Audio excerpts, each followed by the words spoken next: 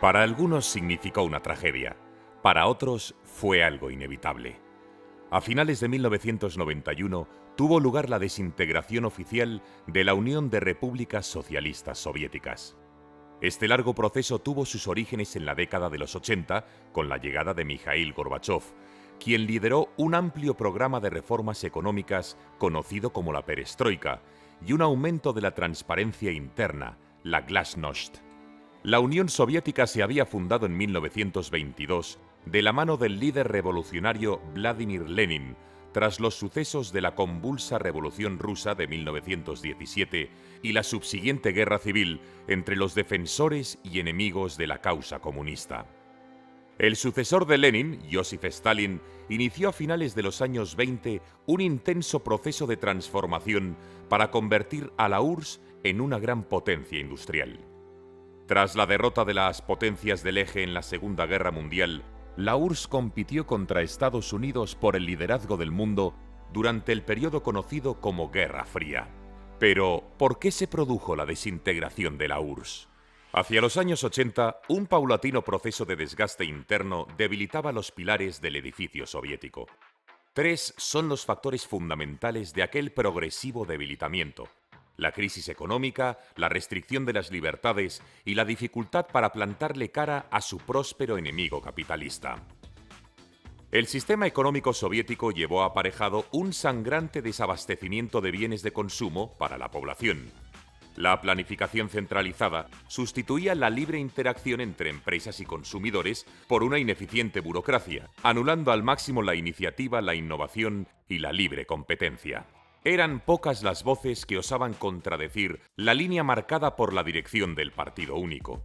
Este miedo a la disidencia venía motivado por el sistema de terror creado en tiempos de Lenin con la Checa o Comisión de Emergencia de todas las Rusias para combatir el sabotaje y la contrarrevolución, posteriormente transformada en la OGPU, el NKVD, el MVD y finalmente el KGB. Por otro lado, los medios de comunicación extranjeros actuaban como escaparates del modelo capitalista, haciendo patente las notables diferencias económicas y sociales entre los países capitalistas y las supuestas bondades del sistema comunista. La apertura real de la URSS comenzó con la llegada de Mikhail Gorbachov a la Secretaría General del partido en marzo de 1985. Desde sus inicios, Gorbachov fue consciente de las prácticas abusivas y la falta de libertad que existía dentro del aparato soviético, y se propuso llevar a cabo reformas de gran calado. En 1985 se inició la perestroika, un plan de reformas de tipo económico para reorganizar la estructura de la Unión Soviética y liberalizar la economía. Por otro lado, Gorbachov también trató de reducir la burocracia y aumentar la transparencia, la glasnost, con el fin de modificar la inamovible mentalidad de los cuadros del partido. Por si fuera poco, los problemas se fueron acumulando. El 26 de abril de 1986 tuvo lugar el accidente de la central nuclear de Chernóbil, cuyas trágicas consecuencias contribuyeron a erosionar la imagen de la Unión Soviética ante el resto del mundo. Otro evento doloroso fue la retirada soviética de Afganistán, que había costado decenas de miles de vidas. Este hecho supuso un fuerte varapalo para el orgullo de la Unión Soviética. La considerada hasta ese momento como una gran potencia militar, era incapaz de seguir sosteniendo el gasto y el esfuerzo bélico. La glasnost tuvo un impacto en los países de Europa del Este que se encontraban dentro de la órbita de la URSS. Además, Gorbachov rechazó la doctrina Brezhnev, que defendía la intervención militar en los países de Europa del Este. La nueva posición pasaría a llamarse doctrina Sinatra, en una alusión a la canción de Frank Sinatra, My Way. Con esta medida, los países que estaban en la órbita del Kremlin perdieron el miedo al gigante soviético. El momento cumbre del colapso de la URSS fue la caída del muro de Berlín el 9 de noviembre de 1989. Miles de personas comienzan a cruzar la frontera más significativa del telón de acero. Antes de este acontecimiento, ya se habían iniciado procesos democráticos en Polonia en junio de 1989 y en Hungría en octubre de 1989. Tras la caída del muro de Berlín, otros países abandonaron el comunismo. Checoslovaquia y Bulgaria lo harían en noviembre de 1989 y Rumanía en diciembre de 1989. A pesar de todos los esfuerzos realizados por Gorbachov, la economía no conseguía despegar. Pero los aires de cambio ya se empezaban a notar en la población. La apertura de un gran símbolo del capitalismo, nada más y nada menos que el primer McDonald's en Moscú a principios de 1990, causó tanta expectación que formó colas de hasta medio kilómetro de distancia. Pese a estas esperanzas, el primer ministro Nikolai Ryzhkov presentó un plan que frenaba la liberalización de la economía en la primavera de 1990, pero en verano algunos aperturistas como Stanislav Shatalin, miembro del Consejo Presidencial de Gorbachov, y Grigory Yavlinsky, hombre de confianza del político de moda Boris Yeltsin, elaboraron un plan que contemplaba la privatización de empresas, la liberalización de los precios y una reforma del sistema bancario en un periodo de 500 días, el fallido Plan de los 500 días. Gorbachov trató de mediar entre las dos posturas. Finalmente dejó de lado el plan de los 500 días e intentó fundirlo todo en un informe indeterminado que no contentaba a nadie. En el plano político, Gorbachov se encontraba en una posición muy delicada a finales de 1990.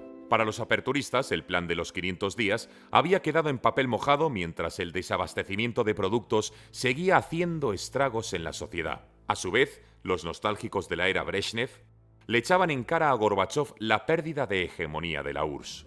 El candidato independiente Boris Yeltsin, del agrado del presidente de Estados Unidos, George Bush padre, se presentó a las primeras elecciones presidenciales de Rusia celebradas en junio de 1991, ganando al candidato comunista Ryzhkov.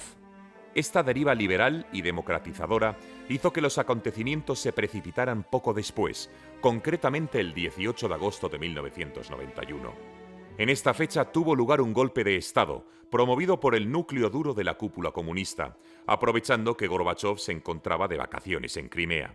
Gorbachov fue recibido por una comitiva que lo emplazó a declarar el estado de emergencia o a renunciar. Ante la negativa de Gorbachov a dejar el poder, decidieron cortar sus comunicaciones. Al día siguiente anunciaron que el líder soviético se encontraba enfermo y que el vicepresidente Gennady Yanayev asumía el puesto de presidente provisional.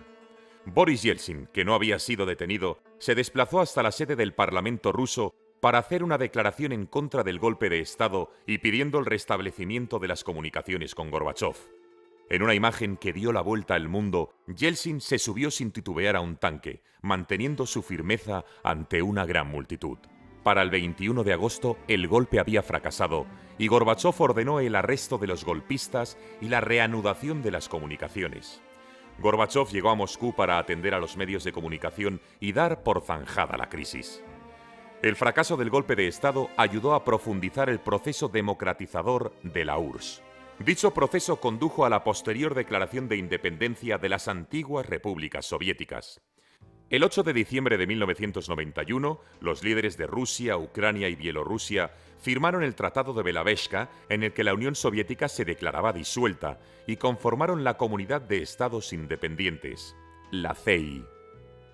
El 21 de diciembre se amplió la CEI a Kazajistán, Kirguistán, Tayikistán, Turkmenistán, Uzbekistán, Armenia, Moldavia y Azerbaiyán. Georgia lo haría en 1993, mientras que las repúblicas bálticas, Estonia, Letonia y Lituania, nunca mostraron el menor interés, ya que prefirieron integrarse dentro de la Unión Europea y en la OTAN, lográndolo en el año 2004. El 24 de diciembre de 1991, Boris Yeltsin informó al secretario general de la ONU que la URSS se había disuelto y la Federación de Rusia sucedería a la República Socialista Federativa Soviética de Rusia. El día de Navidad, Gorbachov presentó su dimisión, transfiriendo el poder a Boris Yeltsin. Al día siguiente, el Soviet Supremo reconoció su renuncia así como la desaparición oficial de la URSS. Una nueva era llena de incertidumbre, pero también de optimismo e ilusiones, iniciaba su camino de manera inexorable.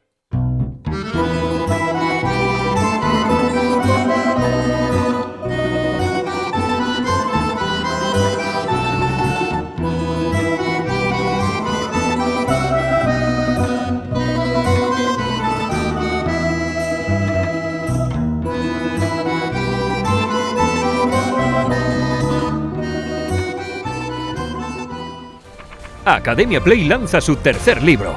En una obra bellamente ilustrada, nos traen un apasionante recorrido por 25 de las más famosas batallas de la historia de la humanidad. Desde la batalla de Kadesh, librada hace más de 3000 años entre los hititas y el Egipto de los faraones, hasta la batalla de Stalingrado, luchada por soviéticos y alemanes hasta la última bala en una ciudad a orillas del Volga en plena Segunda Guerra Mundial. Si algo los seres humanos hemos hecho con absoluta delectación a lo largo de la historia, es pelearnos entre nosotros. La guerra es el último y definitivo acto de la tragedia humana. En un formato característico y sencillo, con mapas y simpáticos dibujos, mayores y pequeños podrán descifrar la guerra de un modo diferente y altamente entretenido. Batallas de todas las épocas en las que se incide en cómo se llegó hasta ellas y las consecuencias que tuvieron.